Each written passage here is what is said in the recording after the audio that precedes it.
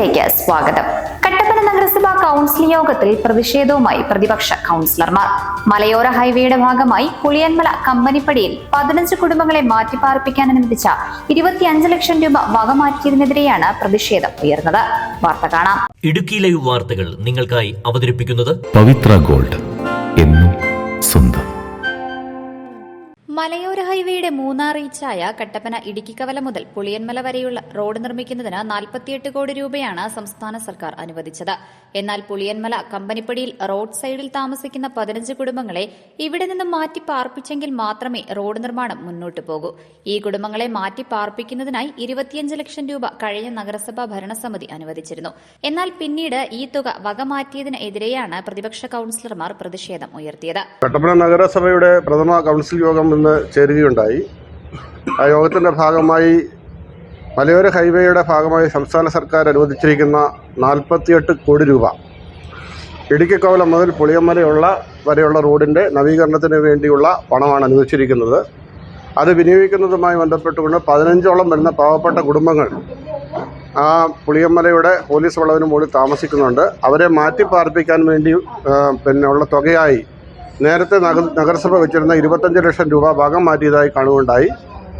ആ 15 കുടുംബങ്ങളെ താമസിപ്പിക്കുന്നതിനാവശ്യമായ പണം കണ്ടെത്തി അവരെ പുനരധിവാസം നടത്തുന്നതിനാവശ്യമായ നിലപാടുകൾ സ്വീകരിക്കണമെന്ന് പ്രതിപക്ഷ നിലയിൽ ഞങ്ങൾ ശക്തമായി ആവശ്യപ്പെട്ടു.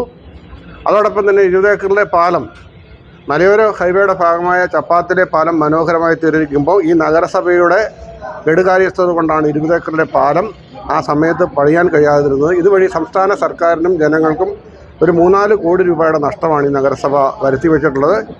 ആ കുടുംബത്തെ അമ്മിണി ചേച്ചി എന്ന് പറയുന്ന ഇവിടുത്തെ ഒരു നിർമ്മാണ തൊഴിലാളി കുടുംബത്തിലെ അംഗമായ ആളിനെ സമയബന്ധിതമായി നോട്ടീസ് കൊടുത്ത് 7 ലക്ഷം രൂപയുടെ വീട് വെച്ച് കൊടുത്തിരുന്നെങ്കിൽ മാറിപ്പോകേണ്ട ആളെ മാറ്റാത്തത് വഴി നഗരസഭ ഈ നാട്ടിലെ ജനങ്ങളിൽ ആ ഗതാഗത രംഗം, ആ റോഡിൻ്റെ ഭാഗമായിട്ടുള്ള പാലത്തിൻ്റെ രംഗത്ത് തടസ്സമുണ്ടായിരിക്കുകയാണ്. അത്തരം തെറ്റായ പ്രവണതകൾ തുടർന്നു എടുത്താൽ ശക്തമായ നടപടികൾ സ്വീകരിക്കുമെന്ന് ഇടതുപക്ഷ ജനാധിപത്യ മുന്നണി ആവശ്യപ്പെട്ടിട്ടുണ്ട്. കല്ലുകുന്ന് അസിപ്പടി റോഡിൻ്റെ അതിൻ്റെ മണ്ണ് പരിശോധനയ്ക്ക് വേണ്ടി ഈ നഗരസഭ കാര്യമായ ഇടപെടൽ നടത്താത്തതുകൊണ്ടാണ് 40 ലക്ഷം രൂപ അനുവദിച്ചിരുന്ന പണം നമുക്ക് സമയബന്ധിതമായി ഉപയോഗിക്കാൻ കഴിയാതെ വന്നത്. ഇപ്പോൾ അത് കോടിക്കണക്കിന് രൂപ വേണ്ടി വരികയാണ്. ഇത്തരം ജനദ്രോഹകരമായ സമീപനങ്ങൾ തിരുത്തിയില്ലെങ്കിൽ ശക്തമായ പ്രക്ഷോഭ സമരങ്ങൾ ആരംഭിക്കുമെന്നും ഞങ്ങൾ നഗരസഭയിൽ പറഞ്ഞിട്ടുണ്ട്.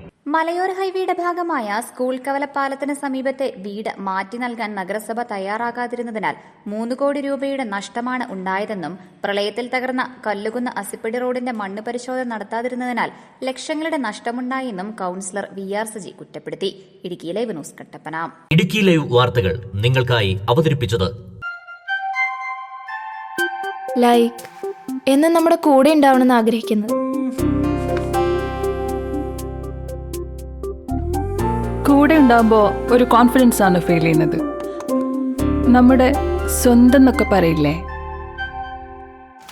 സ്വർണ്ണം എന്നൊക്കെ പറയുമ്പോൾ എന്താ പറയാ, നമ്മുടെ പ്രിയപ്പെട്ട മുഹൂർത്തങ്ങളിൽ നമ്മോടൊപ്പം പങ്കുചേരുന്ന ഒന്ന്, നമ്മുടെ സ്വന്തം.